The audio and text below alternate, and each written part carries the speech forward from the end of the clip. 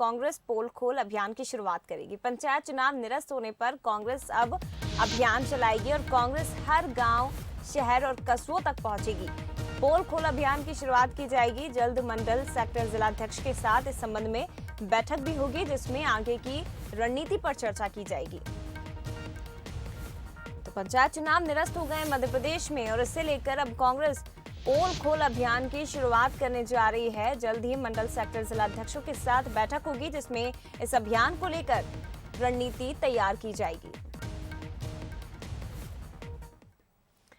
विशेष संवाददाता मनोज सैनी जी हमारे साथ लाइव जुड़े हुए हैं, सीधे उनका रुख करते हैं। मनोज जी, आखिरकार मध्य प्रदेश में पंचायत चुनाव निरस्त हो गए हैं, लेकिन अब इसे लेकर कांग्रेस एक बड़ा अभियान चलाने जा रही है।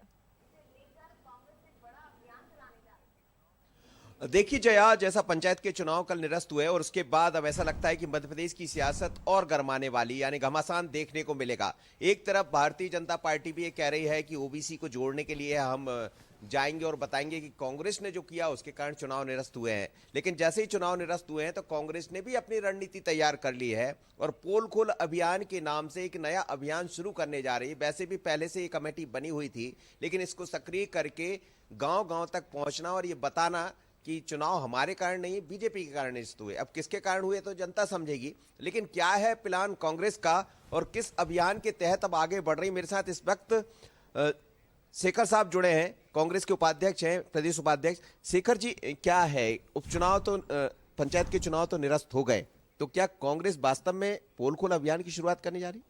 देखिए, सबसे पहली बात तो ये है कि हम जनता को जाके समझाएंगे, यदि भारतीय जनता पार्टी की सरकार सचमुच पंचायत चुनाव कराना चाहती तो उसको संविधान के तहत, नियमों के तहत और जो कानून बने हैं, जो परिसीमन हुआ है, उसके तहत चुनाव कराना था। इन्होंने जानबूझकर परिसीमन 2014 के हिसाब से करने का तय किया। इन्होंने रोटेशन प्रक्रिया लागू बराबर नहीं की। इन्होंने आरक्षण के संबंध में भी जो है स्पष्ट नहीं कहा।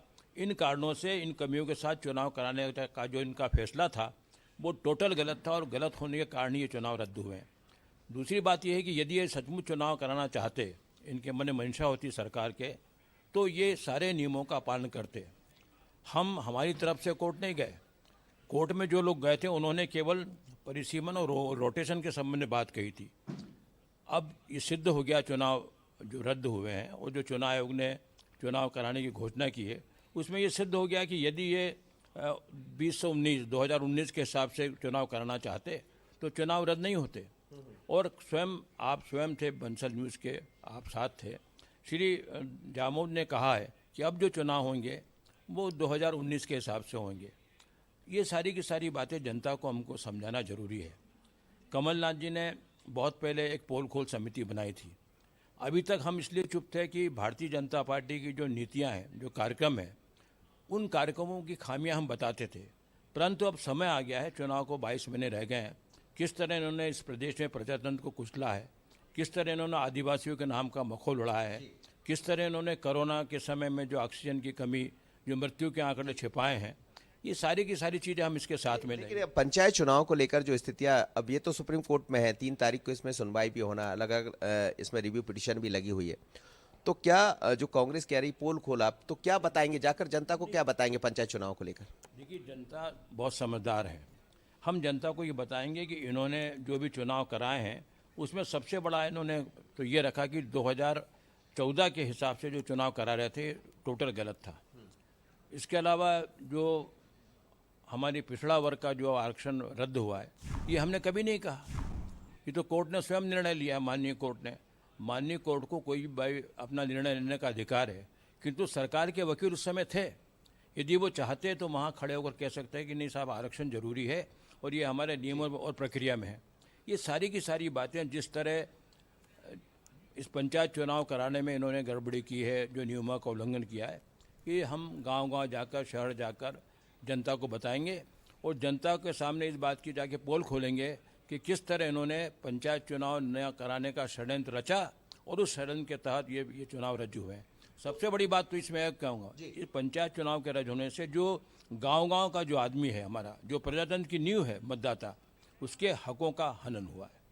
तो जया, आप देख रहे हैं कि मेरे साथ जुड़े हैं, आप सुन रहे हैं शेखर साहब को, वो सीधे तौर पर कह रहे हैं कि हनन हुआ है। लेकिन अब बात यही है, क्योंकि भारतीय जनता पार्टी, एक सवाल मेरा और था, 27% ओबीसी आरक्षण की बात है, बीजेपी कह रही है कि हम जब तक ओबीसी को आरक्षण नहीं मिल जाता तब तक चुनाव नहीं होने देंगे। तो क्या कांग्रेस भी साथ खड़ी ओबीसी को आरक्षण को लेकर? अरे भाई, ये आप क्यों कह रही है?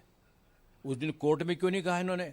उनके वकीलों ने उसमें वकील थे उनके कोर्ट में, कह सकते थे कि नहीं साहब, ये ओबीसी आरक्षण होना चाहिए। उन्होंने आपत्ति नहीं उठाई।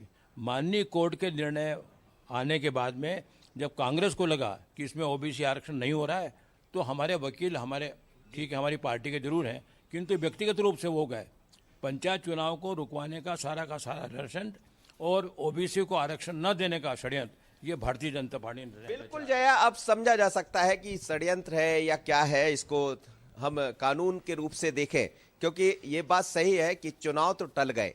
अब चुनाव टल गए हैं तो भारतीय जनता पार्टी अपना अभियान चलाने जा रही है, लेकिन कांग्रेस भी इस बार पीछे नहीं है। जैसा शेखर साहब कह रहे हैं कि हम जाएंगे मध्य प्रदेश में, पोल खोल अभियान चलाएंगे, मंडल, सेक्टर और जिले तक इसको आगे बढ़ाएंगे। तो समझा जा सकता है कि मध्य प्रदेश में पंचायत चुनाव को लेकर किस तरह का घमासान दिखाई देने वाला। जय, बिल्कुल, पंचायत चुनाव को लेकर घमासान देखने को मिल रहा है और सियासत अब तेज हो गई है। बहुत धन्यवाद आपका मनोज जी, तमाम जानकारी, तमाम बातचीत के लिए।